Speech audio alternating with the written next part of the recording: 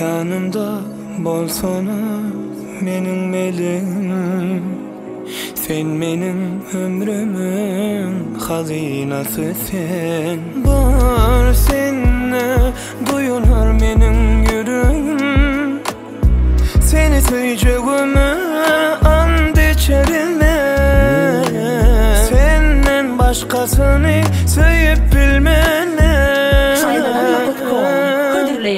Sen tağım, bir tağım, koy bilsin bütün alem. Deli kimi söyürüm, seni söyürüm. Sen havasın, sen yakacağım, senden başkası yalan. Ne diyeceğim diyarım, ananay anam. Sen tağım, bir tağım, koy bilsin bütün alem. Deli kimi söyürüm, seni söylerim. Sen havasın, sen yakacağım, senden başkası yalan. Ececik gül diyarım, ananay anam.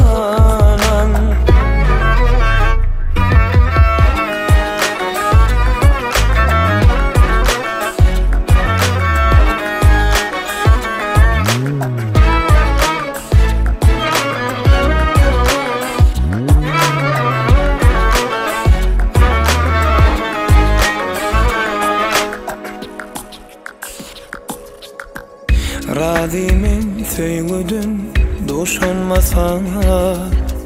Sen mening ömrüme mani getirdin. Bar dünya dörttün, seni söyürüm. Bana denizleri, dağları birdin. Şatlığı getirdin, gamı yitirdin.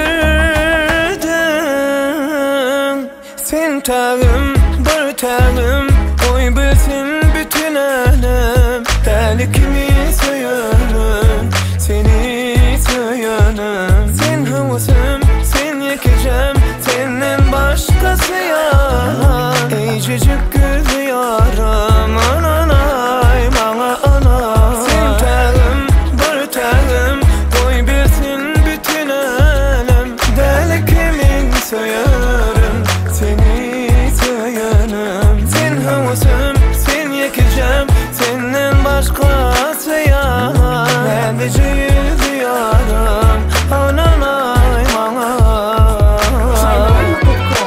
Birinci ekskluziv.